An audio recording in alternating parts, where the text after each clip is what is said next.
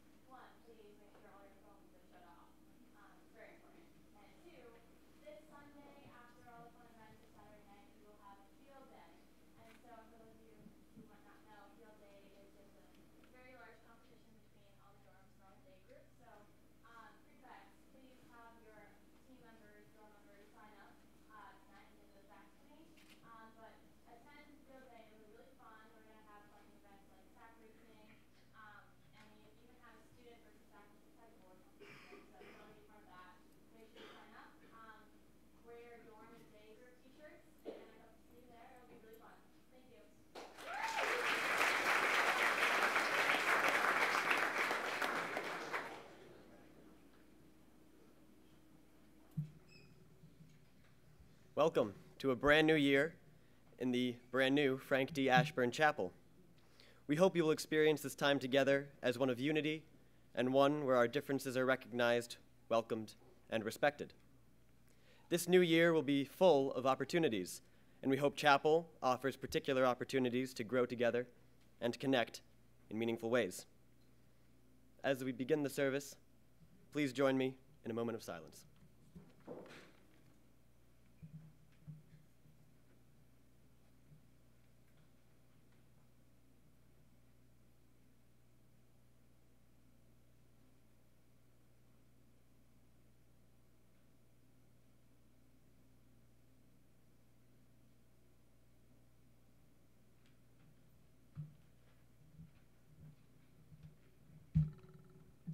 Please stand and turn to page 671 in your hymnal to sing Amazing Grace.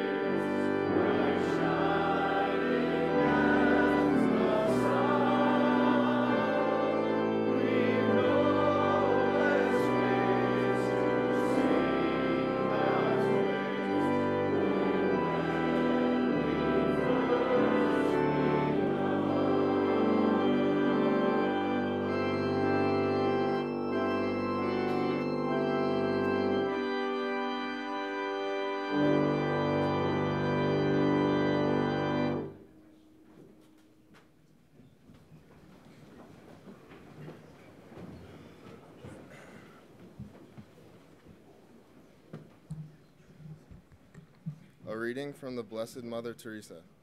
Let no one come to you without leaving better and happier.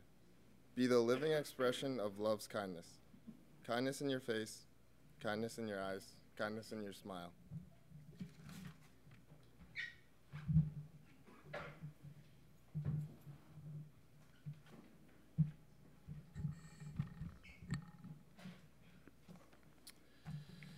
Good morning.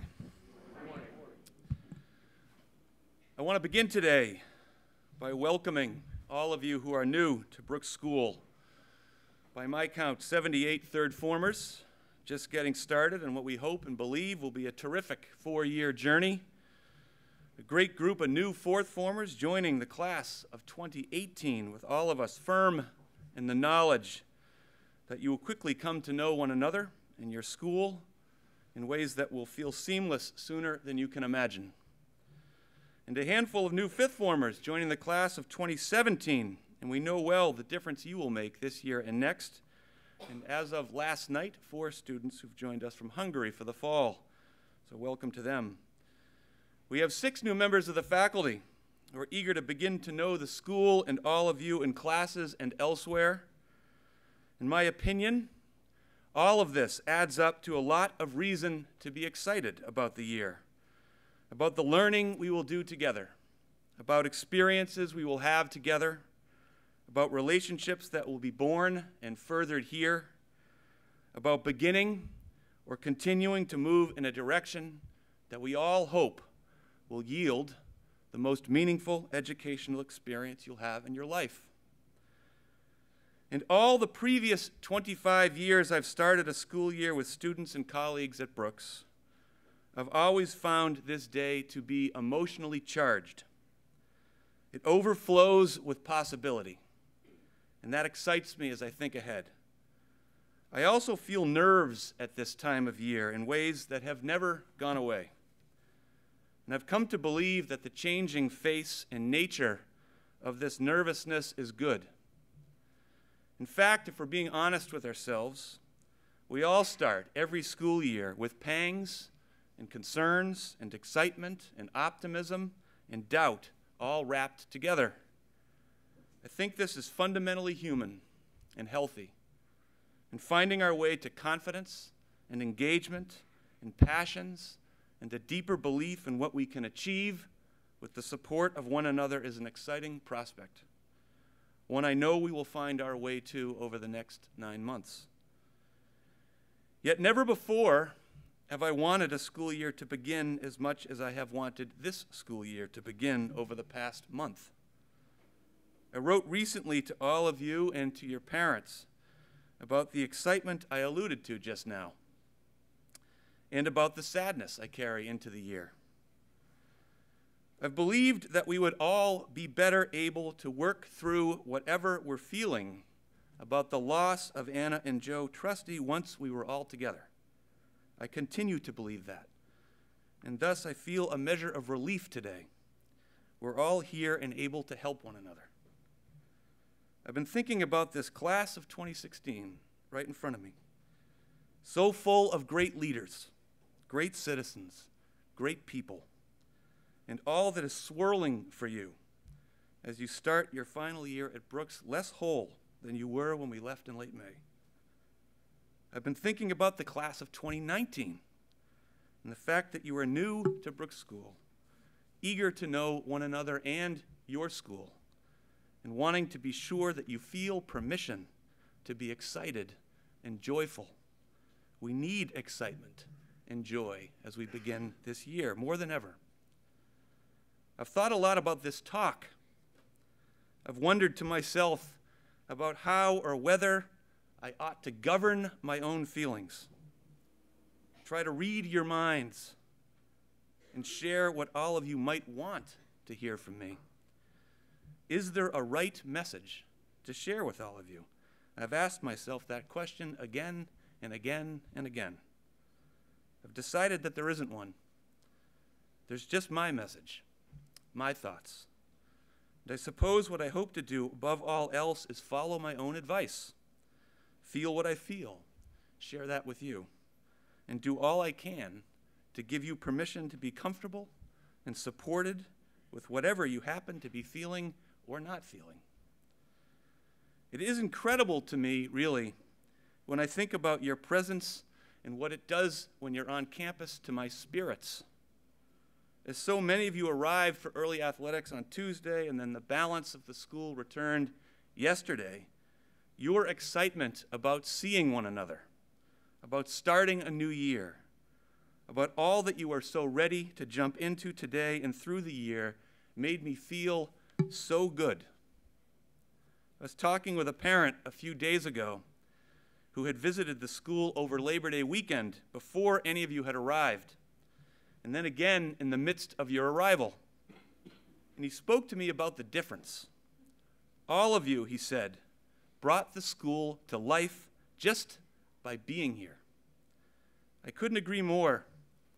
And I will say that your presence and energy and vitality have carried me a bit these past few days. You are adding to my excitement with each passing hour, and I'm so grateful for that. So grateful to have you here together, poised to have a great year. As for my sadness, I've not been particularly good at disguising it, and it has come over me at points and in ways that I've not been able to predict.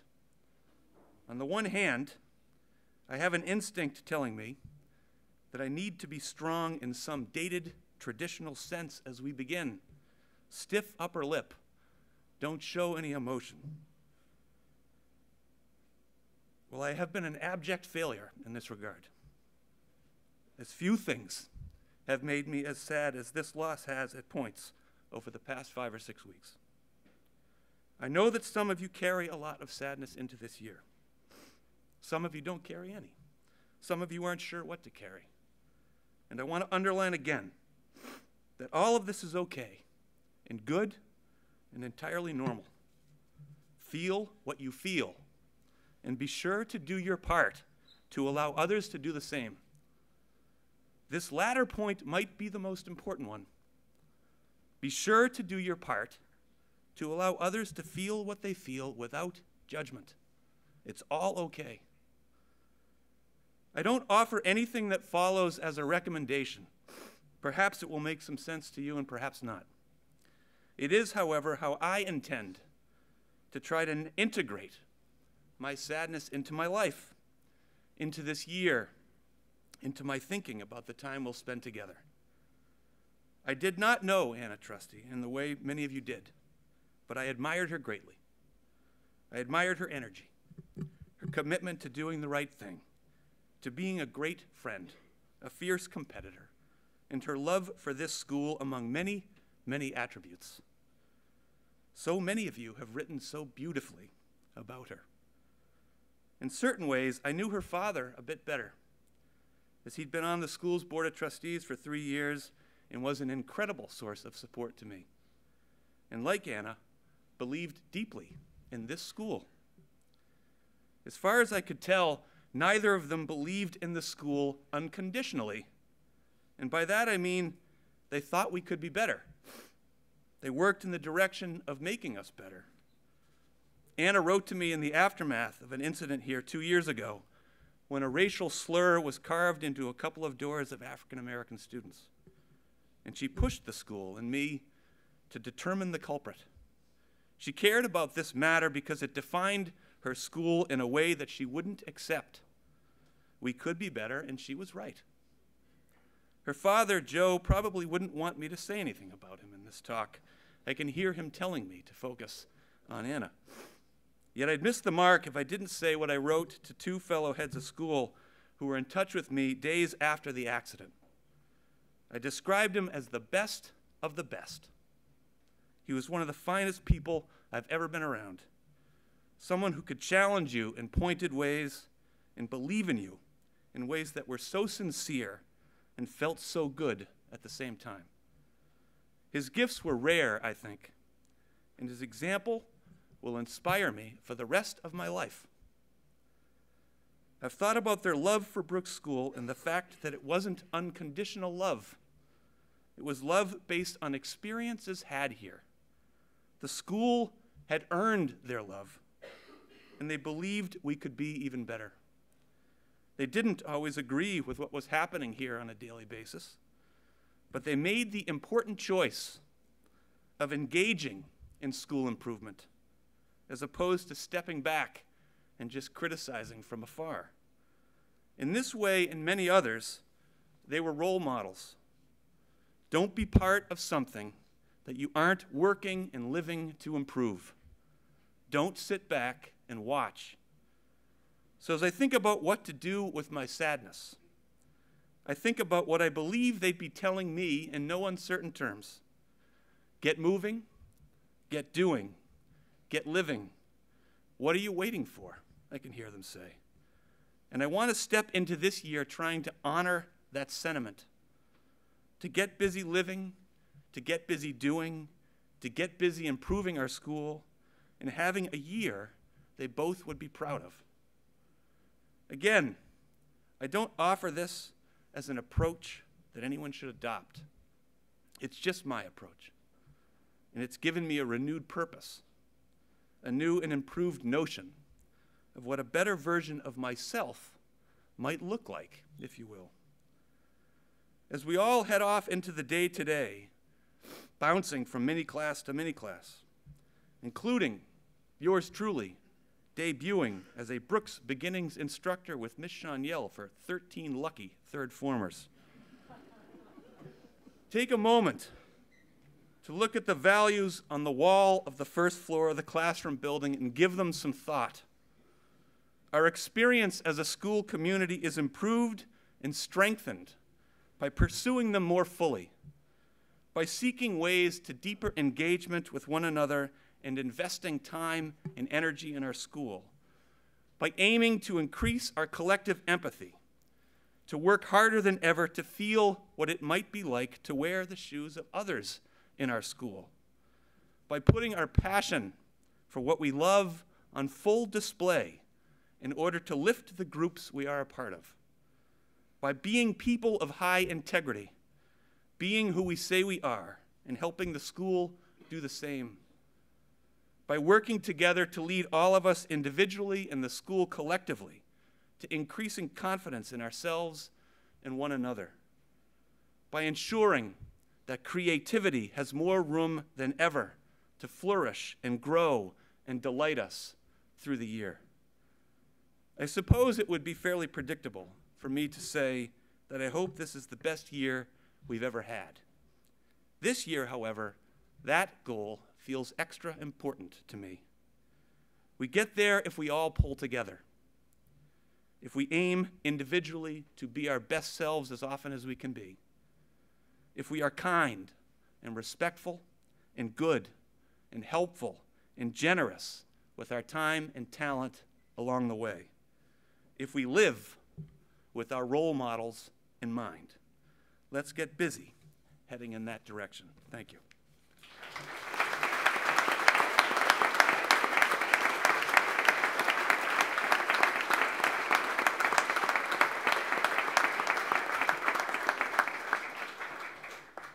Please stand to sing this school hymn located in the back of your hymnals.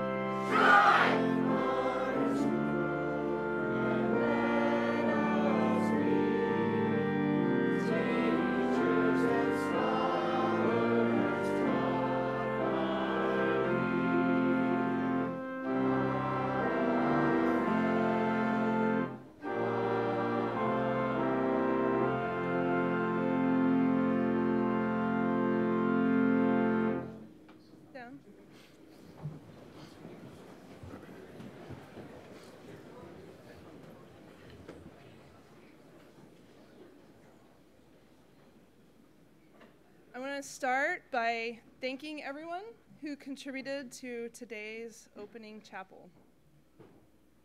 It is so good to be here together. And I know I'm echoing what others have said and will continue to say, but I want you to remember that wherever you are today, wherever you've been, and wherever you're going, you are loved and welcomed here exactly as you are.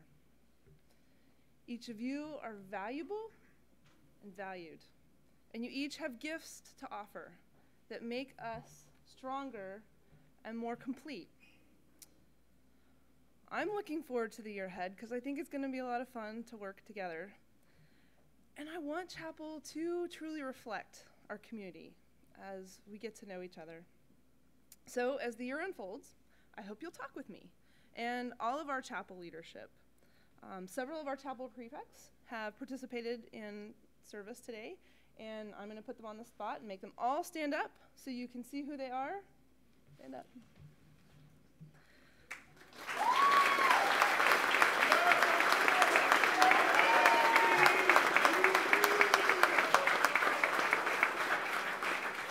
So these are student leaders, and they're going to have multiple roles in chapel throughout the year, so look for them.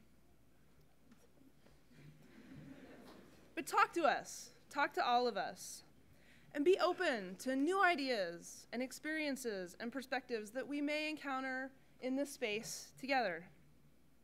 And then take those with you into other areas of your life, on the field and the stage, in the studio, in the classroom, and in your relationships. Ask questions. What does it mean to be a peacemaker in athletics? To cooperate in a world of competition? To practice finding a peaceful center in the midst of total chaos? I want us to ask these questions together in all kinds of ways. And for that, we'll need everybody participating. So that's my invitation to you as we start this new year together that's really different in a lot of different ways. Today, after prayer and dismissal, Mr. Packard will lead the faculty out, and then I'll invite the sixth formers to quietly leave, then the fifth formers, then the fourth formers, and then the third formers. So now, please pray with me as you will.